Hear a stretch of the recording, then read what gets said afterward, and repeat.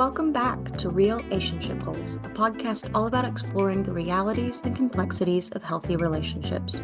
Real-ationship Goals is a project of the Prevention and Education team at the Advocacy Center for Crime Victims and Children in Waco, Texas. If you or someone you know has experienced sexual violence or harassment and is seeking support services or needs more information, links to resources and our hotline number can be found in the description. The views expressed in this podcast are those of the hosts and guests and do not necessarily reflect those of their organizations or affiliates.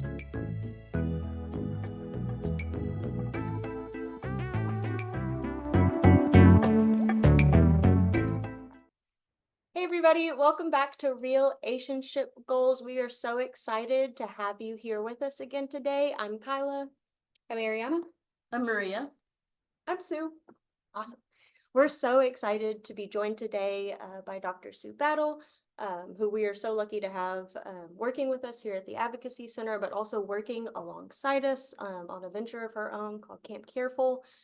So we just really wanted to bring her on just to chat a little bit and also just to help us learn a little bit more about what Camp Careful is, what she does through that awesome work and things like that. But first, we just kind of really wanted to focus on the idea of having these difficult and sometimes like uncomfortable, heavy conversations, specifically around like consent and healthy relationships with students. So just kind of opening that up to everybody, like how do you broach those topics like with students? How do you make that work? Well, coming from being a mom, like that's kind of how I first think is like how would I talk to my own kids about it? And I have a 20-year-old and a 17-year-old. But definitely it was having hard conversations and not making them hard when they were little bitty, like 3 and 4 and 5. And so that's kind of where Camp Careful started anyway, was like trying to teach kids and parents how to have those talks so that it's not uncomfortable, so that if something happens or if they're feeling something about their body or whatever, then they know that their parent is a safe place. So I think it really just comes to like, how do you have conversations with a friend or a colleague or somebody else? Like, it's really just like learning how to say what you want to say and say what you feel and knowing that the other person will receive it well. I guess that's the big thing, is making sure that people feel comfortable talking and hearing and listening.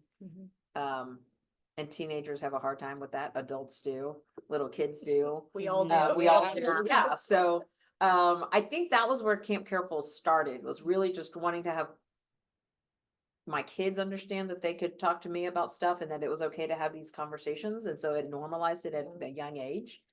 And so with teenagers, I think if parents were better equipped to have conversations with their children without thinking that their kids are going to roll their eyes or say, you don't know what you're talking about, because we all went through that as teenagers. I think that's the key, is having easy, normal conversations first. And then when your kid feels safe about that, or when your friends feel safe with you, then you can talk to them about other things. I just want to say, like super personal level, like I appreciate the work you do. Like, you know, you saw my kiddo at our art gallery that we had, and when she realized that you were the Camp Careful lady, she was like so bright and happy. And like, she's done Camp Careful a couple of times. We've opted her in for that, and she's loved it every single time. And she comes home and she's like, "This is like what we." And she's like still a little bit shy about it. She's like, "Yeah, like this and that," but like it's such an invaluable like resource and like thing for her to know. Oh, thank you. Yeah. I mean, that's what I hope, is actually that kids will go home and talk to their parents, because hearing an assembly for 25 minutes or for high schoolers, 45 minutes or an hour, yes, they hear it, but I would much rather them go home and have conversations with their friends or parents about it, because it's the ongoing conversations that are really, really important. So that's so similar to like the groups and stuff that we go into schools and stuff like that, like talking about like identity and also consent and healthy relationships in general and empathy and all of these things. Like, it's absolutely so wonderful that we have the time that we do, and I'm so like overjoyed that we're able to spend this time with the students that we get. But I just know it's just never as impactful as the conversations that they're able to have like at home. So I am very excited to hear that students are going home and having more of these conversations, because that is the goal. Like, we Yeah. just want to kind of give them, like, plant seeds, give them kind of these things to then be carrying forward with them into more of the daily lives, to hopefully continue to bloom and grow Yes, for sure. into these deeper conversations. But Yeah. yeah, I love how a second ago, whenever you were talking a little bit about one of the goals is just to also like normalize difficult conversations and things like that. And I think that's it's so true. Yeah. And And I don't know how many times I've had teenagers, especially. I mean, I know that y'all work with a lot of teenagers. Yeah. When I do Camp Careful school assemblies for teens, Mhm. those are the ones that I love even more, because they come up to me afterward and they'll say, this happened to me, or this happened to my friend. And this, you had that slide about unhealthy relationships. Well, I screenshotted that and I'm going to show it to my friend. And so, and I've had so many teenagers, and I've had schools where they make them write thank you letters to their favorite speaker or whatever of the series. And I get all these cards and they're like, my parents never talk about this stuff, or I've never talked to an adult about this kind of thing. And it was really weird at first that you were talking about stuff, but then I realized how important it was, because nobody ever talks to those teenagers about this stuff. And so now my friends and I had to talk over lunch. And so, I think that's what's so great about the teenagers, is they're like craving the information. Makes it so much less scary. Yes. Because so Like, much of I this think stuff is scary. I love talking to y'all, because they're like, oh, okay, they know what Yeah. we're talking about. Like, And are willing to they're listen. willing to listen That's the and big talk thing. about it without it being weird. So that's what's great about the older kids, is they're like ready to talk. Yeah. Like, Just you're ready for somebody to easing listen. your way into the conversation. Like, it might be uncomfortable at the beginning, but once you get into it and like explain to them, because sometimes they don't even know the information. They don't know the names, the correct anatomical names to their body parts. They don't know that there are certain laws in place that protects them from things like this. And so after I'm done with the lesson, they're like, so you were talking about this. So what exactly is this? And they're like, yes, come to me, talk to me, and I will explain it to you in detail. And we do that a lot in groups, and just like making it fun, but also making sure that it's very valuable information that they will take with them on in their life, and just planting that seed, like you said. I guess another thing that I know, there's always some degree of like controversy with like both Camp Careful and then also sometimes with the groups that we do, just because, like I said, for students, but also for adults, talking about these things can be scary and really challenging, and that can be a very overwhelming thing, especially if it's not done well. Yes. Or like appropriately, or like in a developmentally appropriate way. So I guess I would just love to kind of open up space to kind of talk about like some methods of making sure like what we are delivering is like age appropriate, because consent is a lesson that is appropriate for all ages, but sometimes it's just how we go about delivering that lesson. Right. So I guess, what are some of your thoughts on that? So for little kids, the abuse prevention is now required by the state, and so, that's one thing that a lot of parents don't know. They think that we're kind of forcing this on the kids, and it's too inappropriate, or it's not something that young kids need. We need to keep them innocent. And so, but they don't realize that the state requires it. But the state also requires that the parents opt in. So if we're talking about school programs, they have to choose to do it. And so the default actually is that their kids will not hear this information. So that's one thing, is they have to be aware of where it's coming from. It's not an agenda. It's not a political issue. It's a state mandate. We're doing the best to keep kids safe, no matter what. And we're doing it in an age appropriate way. So even at the kindergarten level, it's required that we teach kids about their body. We teach them safety. We teach them healthy, safe touches and unsafe touches. We teach them about safe adults and how they can talk about anything that's happening to them. So there's things that are just universally accepted as good methods of prevention. Prevention programs and research shows and data shows and all of those things. So we're not just, coming in with our own personal opinions. I think that's what people think, is that we're coming in that they think this lady, doctor, even if it's a doctor, they're like, oh, well, this lady's coming in with just some thoughts, and that's not really how I want it done. Well, that's Mhm. absolutely why there's a parent choice. If you're not ready, or you think your child is not ready for these conversations, by all means, don't opt in. But I think they don't realize that there are age appropriate ways to do it with the 3-year-olds Yeah. and with the Yes, 4-year-old. Yes. And I think the discomfort is often with the adults. The kids, if we just named body parts the way that they were, would not be all weird and silly about it. It's us adults that do that, just generationally. My own parents did it. They never talked to me about my body parts or anything about safety. I mean, that's just a generational thing. And so it's really the adults that have the discomfort. And so if we teach kids their body part names, then that's all it is. It's just Yeah. like eyes, ears, nose, and throat. And then if you don't, we're not teaching them sexual things, we're teaching them their body parts. And that's, I think, where the misconception That's comes the in. 'Cause, like, misconception. I've even had conversations like with people in my own life of where it's like, well, I just don't think it's appropriate to be doing like sex education for Yes. like 5th graders. I'm like, that's That's like not- that's yes, not that's not what what we're we're doing. doing. I was like, we actually like specifically for prevention. I was like, we actually don't do sex education for anybody all. of any age Yeah. ever. That Which is not what I'm paid for. yeah, I was like, that's just not in my job description Yeah, not at anywhere. all. And I think sometimes That folks is get the confused, misconception, yeah. like also whenever, like, cause like we do have all the I Heart Consent stickers, but it's just because consent is so closely intertwined conceptually with sex. Yes. Yeah. Which, yes, Yes. but we use consent probably hundreds, if not thousands of times a day. Yeah. For everything. Right. And there's just, those things are so closely intertwined that it leads to a lot of these misconceptions, Yeah. I think. And I have evolved my parent information letters over the years to now say, this is not a sex education class. I do not talk about that topic. I do not talk about gender identity and sexuality and other things. I mean, because again, that's not, but they Yeah. kind of Yep. lump Group it together. everything together. Mhm. And so that's why they have some hesitancy or nervousness about Camp Careful. And I'm like, I don't talk about those other things. Those are, again, things that you can have conversations in a different space in your own home, the way that you want to.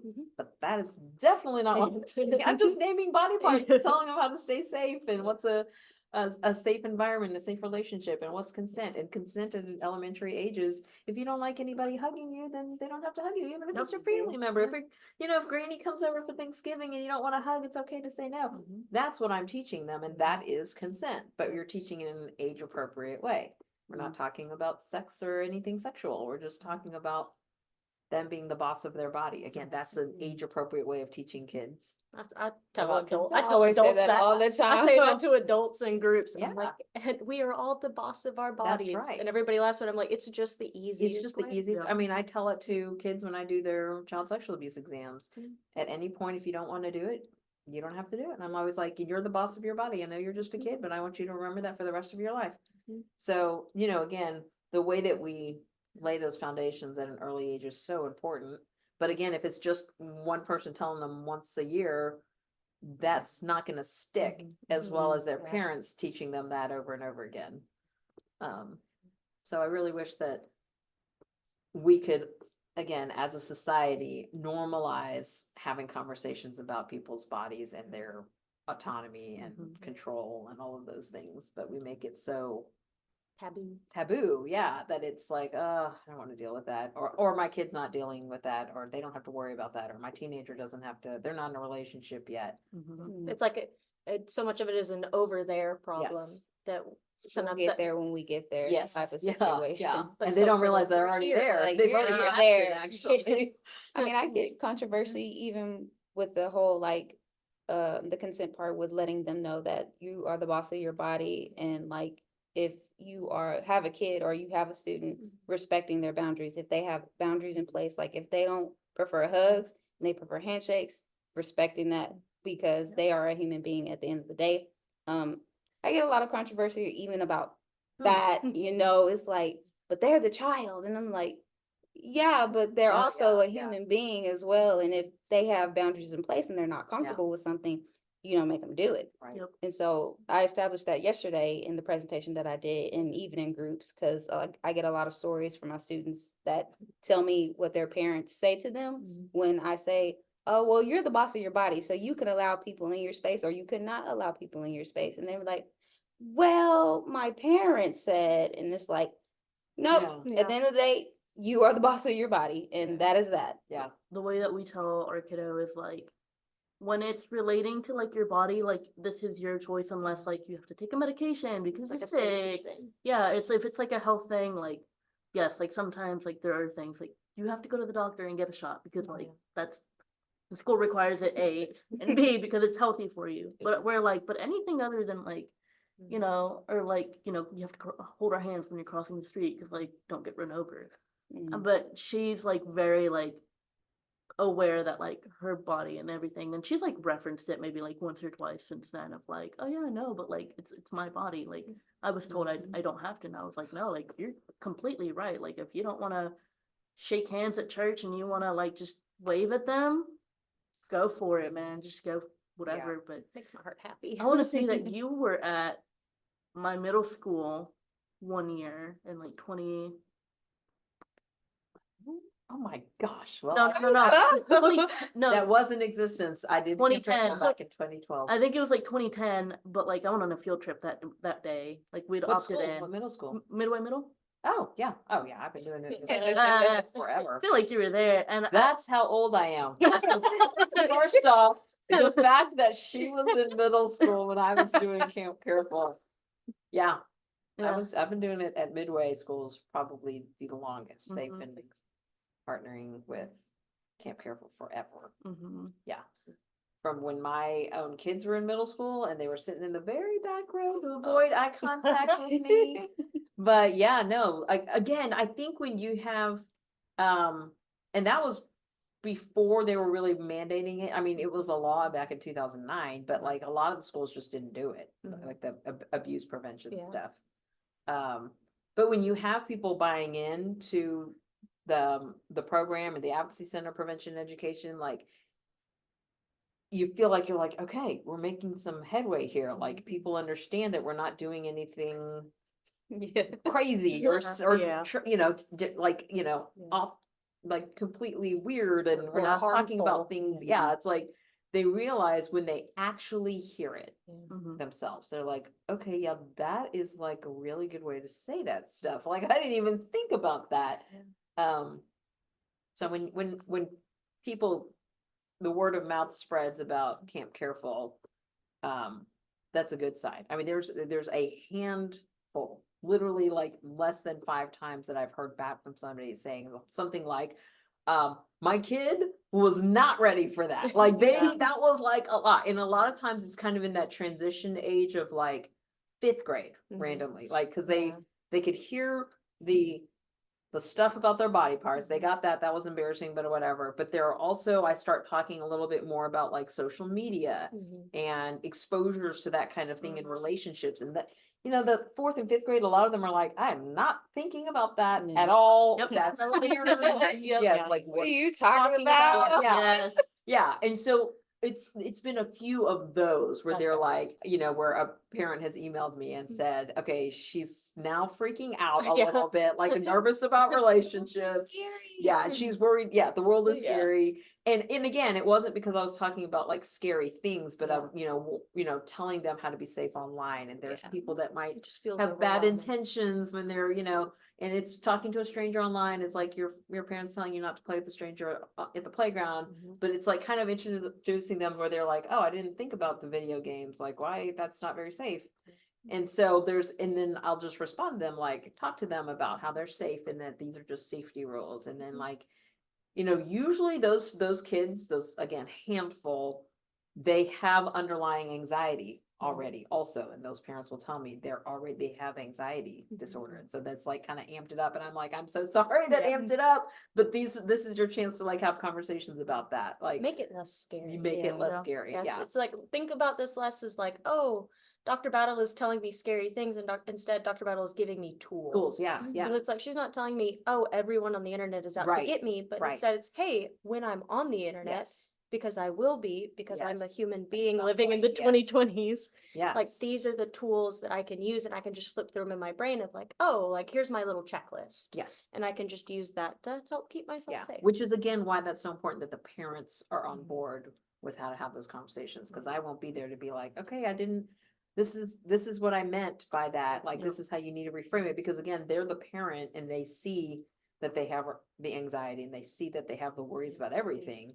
It's like, you need to be able to have those conversations again, so, yeah, and I would say the other things that I've gotten feedback from, again, 99% of it is positive, like, oh my gosh, thank you for teaching me how to have this talk with my kid over and over again, and the kids having great times, and I hear so many wonderful stories about them going back to dinner and like talking about it at the dinner table, crazy stuff, like calling it their Virginia, and like all the funny names that they hear. I love hearing Yeah. those stories, because I'm like, yay, y'all had conversations. Yeah. But again, the other few times were like in advance of Camp Careful, like, can you call me? And like, I'm kind of worried about like, is this going to be too much for my 7-year-old?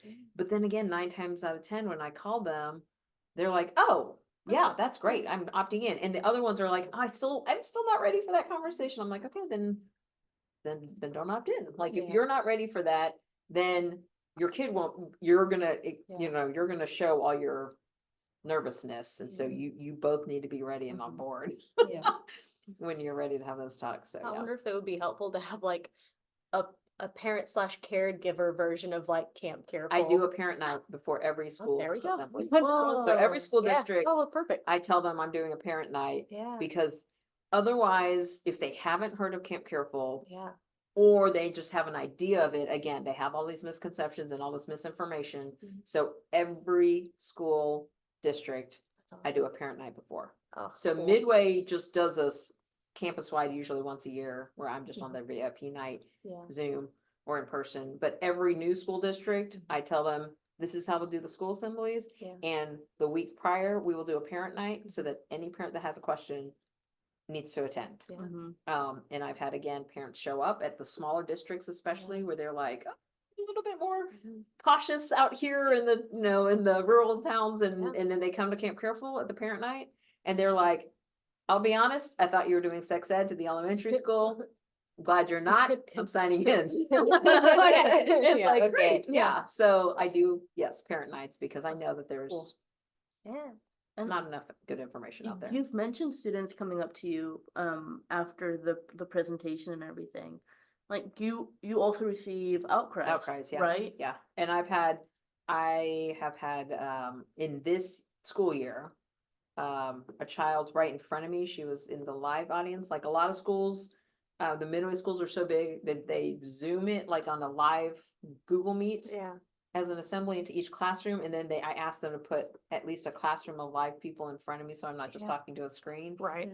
And this year I had a girl literally just kind of shut down right in front of my eyes. And then she had to leave, like, I had to stop, and I'd be like, and luckily the counselor stayed in the room. So they took her out, and she disclosed physical abuse. Mhm. So again, he was even just talking about like, you're the boss of your body, and if anybody makes you feel sad, mad, bad, Mhm. and so then she started like, Yeah. and so she went out and made an outcry. I've had a high school student this school year come up to me afterward and say she had never told anybody that she had been sexually abused when she was like 9 to 12 years old. So I tried to get her to come with me to go report it, and she wiped away all of her tears, and she said she was not going to do that, and I was the only one she was telling. And I was like, can you give me your name? Yeah. Like, I was trying to get, but she wasn't ready. Yeah. And even though she told me, like, she wasn't ready to report it, and so I'm not going to drag somebody. Yeah. I gave her my number and my email and the work stuff, and I said, will you, if you're ready to talk some more, please reach out. But yeah, I think all they need is someone to listen. Mhm. That's it. And so that's why I think kids come up, because after sexual abuse, they're going to keep it a secret, the most of them until adulthood. And all it takes sometimes is somebody that they know will listen and support for them to finally tell somebody. So I think that's why Camp Careful brings that out, because they're listening, going, Nobody else has ever acted like they knew what I was going through. And so it just takes, so I always tell kids, like, if this isn't happened to you or hasn't happened to you, I'm so glad, but chances are it's gonna happen to a friend of yours. Mhm. And so you need to Or it hear already what has. it's like. That's Mhm. right. And I tell them 1 out of 10 kids, 2 to 3 kids in your classroom by the time y'all graduate from high school. So when they hear that, and I tell them that it's usually someone they know, or in teenage years, it's usually in a relationship Mhm. or in some sort of social situation. A lot of times it involves alcohol. So I kind of tell them, like, this is in the high school level, this is how it often presents. Mhm. It's often in a relationship or in a social situation. So if your friend tells you, because half the time they're gonna tell another friend Mhm. first, you need to hear them. Yeah. And don't Listen. respond by, are you sure? Yeah, Mhm. or Because making a that, joke. yes, because that is, your first response will dictate how they move forward. It's huge. Yeah, so lots of outcries, some that had already been reported, some that had not. I had one law enforcement kind of joke. She was like, I know when Camp Careful's happening because we start getting reports. Yeah. And I'm like, really? And I didn't know that. But then, our forensic interviews will tell me, It's Sue, the someone it's the just came. information. Yeah. Students so frequently like don't know. Yeah, they don't know. They don't know what Yeah. qualifies until we tell them, and it's like we listen, because I've had the same thing, Yeah, like where or they students will come just up be to like, that happened. I didn't know. Yeah. That's what that was. So we and that's why Gabriel was so important, not only for like anatomical, but also just plainly acknowledging that this happens is Yeah. because we're giving students the language that they need to be empowered to stand up for themselves and to Or for and their to seek friends. help. Yeah, and to be able to seek help and find support.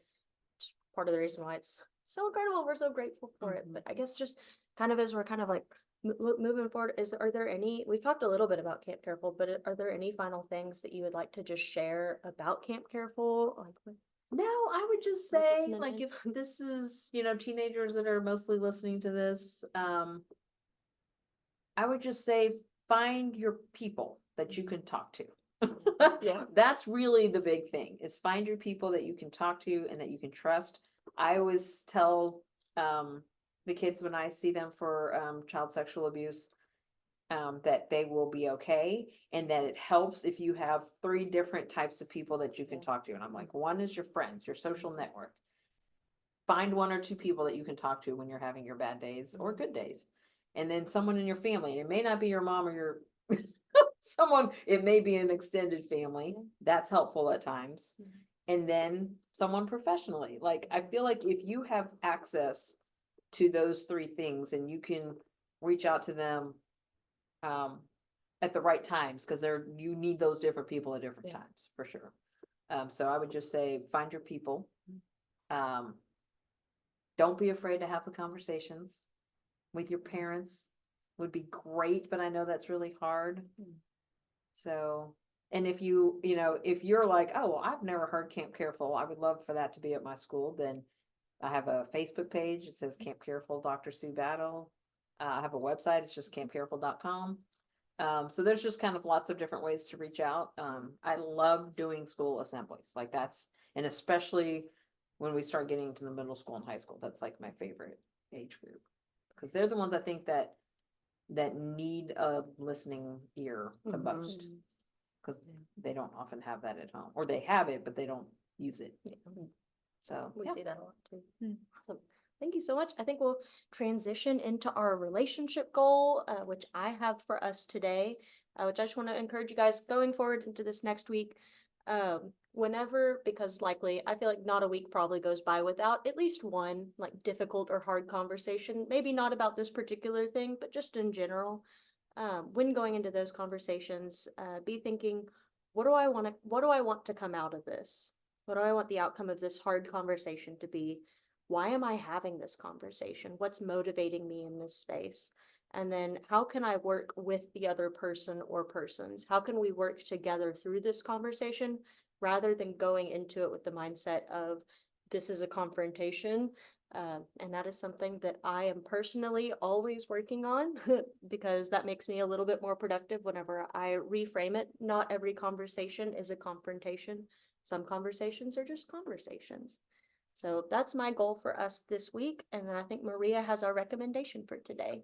Yes, it is go to the store and buy, or if you don't have money, your parents, buy some pizza crust, some pizza sauce, some cheese, some pepperoni, whatever you want on your pizza. And I don't know, there's something like makes it that much more yummy when you make it with the people you love and, you know, all that fun stuff. So that's my recommendation. I've never had a bad homemade pizza, I will say. Maybe that's just luck, but thank you. And thank you so much, Sue, for being here with us today. And thank you guys so much for tuning in this week to another episode of Real-ationship Goals. We will see you again next week. In the meantime, if you're really wanting a little bit more prevention or advocacy center content, you can follow us on Instagram or Facebook at Advocacy Waco.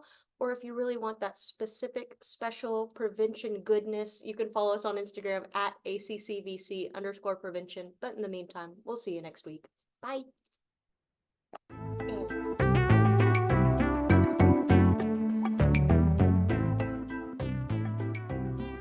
Thanks so much for tuning in to Real-ationship Goals. This episode was produced by the Prevention and Education Department of the Advocacy Center for Crime Victims and Children in Waco, Texas. Interested in more content from PNE or the Advocacy Center? You can follow us on Instagram at ACCVC_prevention or on Instagram and Facebook at Advocacy Waco. Be sure to like this episode and follow us wherever you get your podcasts. See you next time. Bye.